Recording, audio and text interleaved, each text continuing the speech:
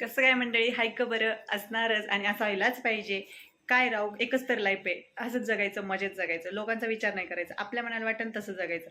लोक तुम्हाला पायी पण चालू देणार नाही आणि लोक घोड्यावर पण चालू देणार नाही. तुम्ही कसे वागा लोक नावं ठेवणार, त्यामुळे लोकांचा विचार करायचा नाही. लोक काय बोलतील हा विचार सुद्धा आपण केला तर लोक काय विचार करणार. त्यामुळे जाऊ द्या ते बाकीचं. स्वागत आहे तुमचं नवीन एका व्हिडिओमध्ये. तर आता वाजले दुपारचे 12 आणि अजून माझं काम पण उरकलं नाही, तरी पण मी ब्लॉग शूट करायला सुरुवात केली. का तर हाऊस दुसरं काय, आपल्याला आवडतं व्हिडिओ बनवायला, त्यामुळं काम म्हटलं काम कधी पण उरकू शकतं.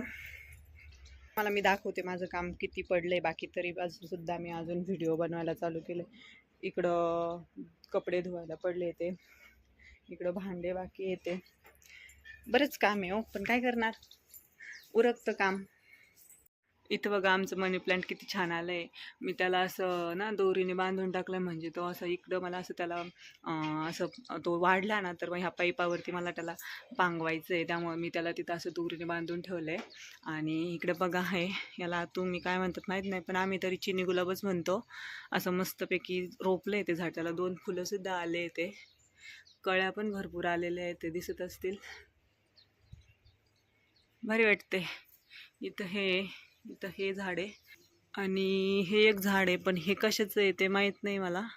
असंच अंदाजे बी टाकली होती मी आणि ते उगून असं आलंय. आता तुम्हाला माहीत असेल तर कमेंटमध्ये मला सांगा.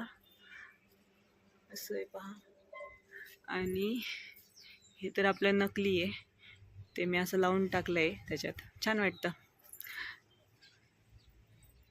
आणि इथं बघा, हे आमचं असं दारामध्ये असं एवढं मोठं झाड आहे, त्याला सईचा झोका बांधला आहे.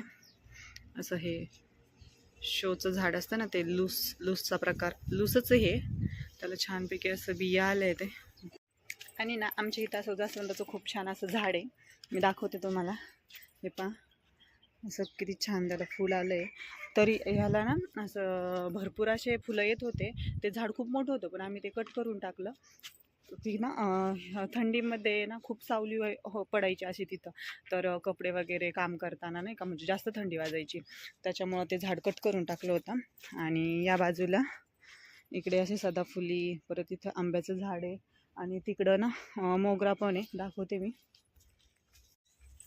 हे पहा, हे मोगऱ्याचं झाड आहे, किती छान असे फुलं आले आहेत.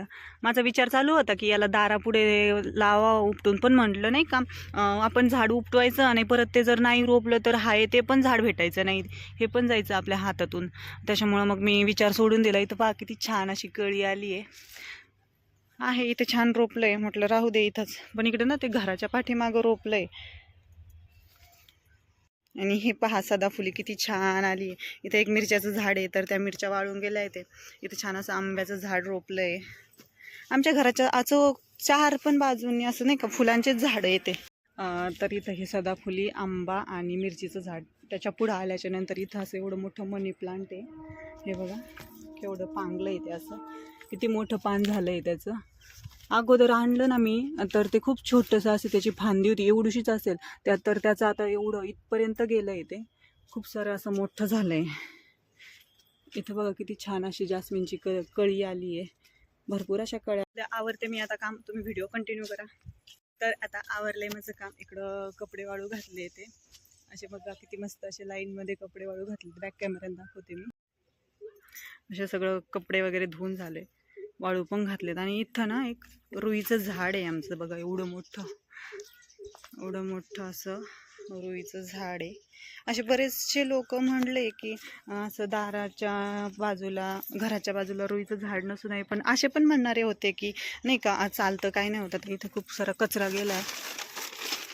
इथं मी असं त्याला स्वच्छ केलं, साईडने असं दगडाचं कंपाऊंड केलं. मला एका व्यक्तीने सांगितलं होतं की तिथे रुईच्या झाडाखाली ना रोज दिवा लावत जा, चांगलं असतं. त्यामुळं मी इथं दिवा लावायला जागा केली होती. आणि इथं कुंडी मांडली आहे, त्याच्यात मला तुळस लावायची आहे. बनवीन त्याच्यावरती पण एक व्हिलॉग, तो एक सेपरेट व्हिलॉग बनवू आपण. तर कसा वाटला आजचा व्हिडिओ.